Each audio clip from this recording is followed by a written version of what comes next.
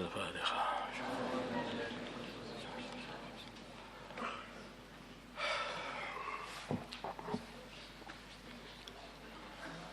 Salah Masail Senin 15 Safar 1444 Hijriah 12 September 2022 Masehi. Batasan kesalahan dalam Al-Fatihah. Bagaimana batasan kesalahan dalam membaca Al-Fatihah yang dapat membatalkan sholat?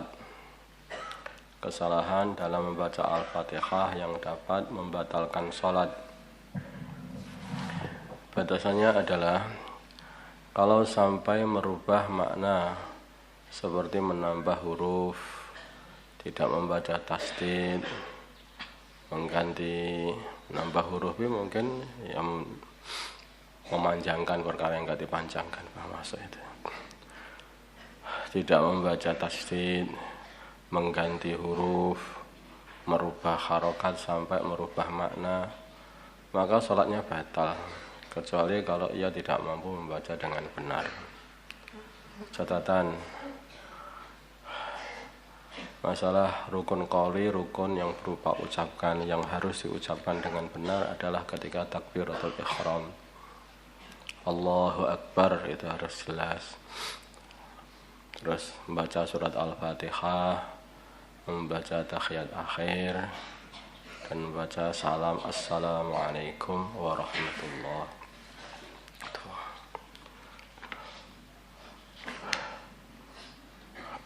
Masalah sujud seraya menyingsingkan sarung. Ini masalahnya masalah harokah tiga harokah sebetulnya. Bagaimana hukum sholat orang yang ketika hendak sujud menyingsingkan sarungnya seraya kedua kakinya mundur sedikit?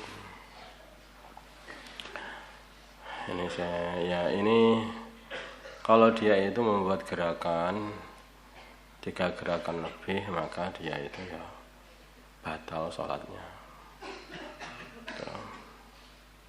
Karena ada orang itu menyingsingkan sarung, memang tangannya begini, bukan menyingsingkan sarung. Menyingsingkan sarung mungkin kelihatan. Masa menyingsingkan sarung? Seberapa tinggi dia singsingkan? Maksudnya menarik sarungnya itu loh. Kalau dia itu membuat gerakan begini ya, tangannya membuat gerakan, terus menarik begini lah, begitu. Itu kemudian baru gerakan lagi kakinya itu mundur lagi. Nah itulah bisa membatalkan sholat.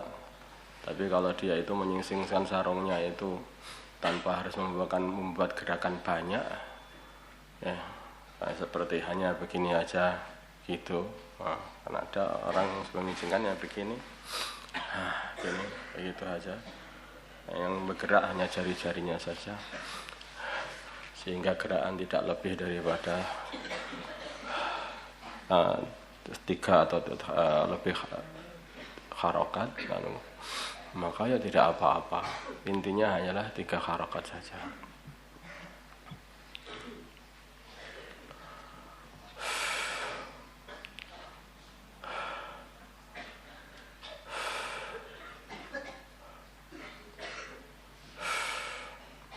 Tabtulu as-salatu bi harakatin mutawaliyatin walau mandubah.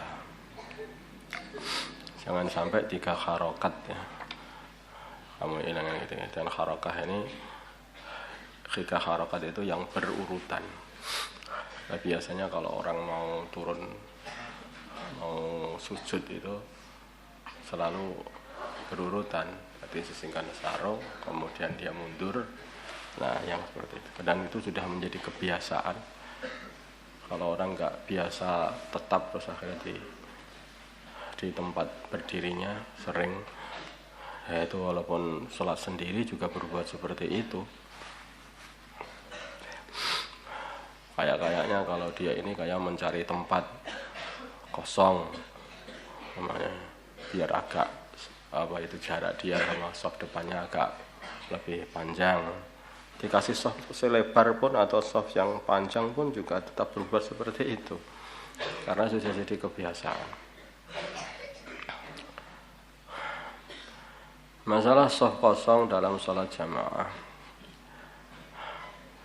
Dalam sholat berjamaah, kalau ada sebagian shaf yang kosong dan tidak diisi, apakah yang kehilangan fadilah jamaah adalah seluruh orang yang mengikuti jamaah atau sebagian jamaah saja? Masalah ini ada khilaf. Menurut Imam Romli dalam kitab fatwanya, semua tetap mendapat fadilah jamaah. Ini mudah ini. Kalau menurut Ibnu Hajar, yang dipilih Ibnu Hajar, yang tidak mendapatkan fadilah jamaah adalah semua orang yang mengetahui kosongnya shaf tersebut dan mereka ada kemungkinan untuk mengisinya, bisa mengisinya. Mungkin orang yang belakangnya, ya belakangnya atau belakangnya pas atau belakang agak samping sedikit atau gimana. Baik mereka dari shaf kedua atau selain shaf kedua, tetapi mereka tidak mau mengisi shaf tersebut, maka mereka semua tidak mendapatkan fadilah jamaah. Orang-orang inilah yang tidak mendapatkan jamaah. Nanti setelah diteliti oleh para ulama, itu akhirnya para ulama juga berpendapat begitu.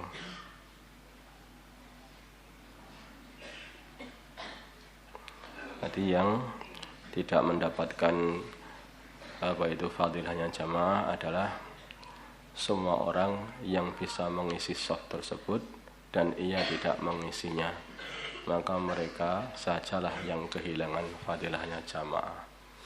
Jadi di sini ada shaf kosong dibiarkan, orang yang dari sana yang enggak tetap itu fadilah jamaah tadi, itu salahnya apa? Kenapa saya kok sampai di akhirat sana kamu enggak dapat fadilahnya jamaah? Loh, saya jamaah kok enggak dikasih jamaah?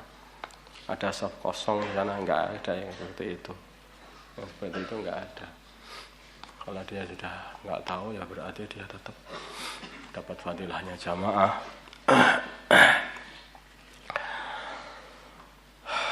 Yang tahu dan dia itu tidak, yang tahu dia bisa ngisi, tidak mau maju, dan dia mampu maju sebetulnya dan bisa maju, itulah yang orang-orang yang tidak mendapat fadilahnya jamaah. Ini lebih masuk akal.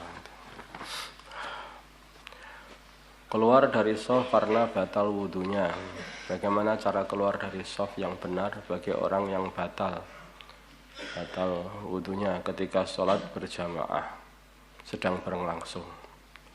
Jika ia bisa keluar tanpa melewati shaf, orang yang sedang melewati shaf atau melewati shaf orang yang sedang sholat, atau bisa menerobos ke belakang tanpa menabrak orang yang berada di belakangnya, maka ia harus melewati tempat tersebut. Mana tempat yang sekiranya itu tidak melewati di depannya orang sholat, itu yang kalau itu masih bisa lewat situ, maka lewat situ.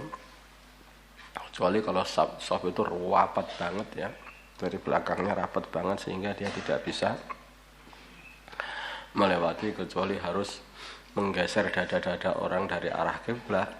Nah, itu bisa merusak. Maka dia nanti boleh lewat di depannya orang-orang salat ke samping. Jika tidak memungkinkan sebagaimana di atas, maka dia boleh melewati depan orang yang sedang sholat samping. Wallahu a'lam. Allahumma shalli ala sayyidina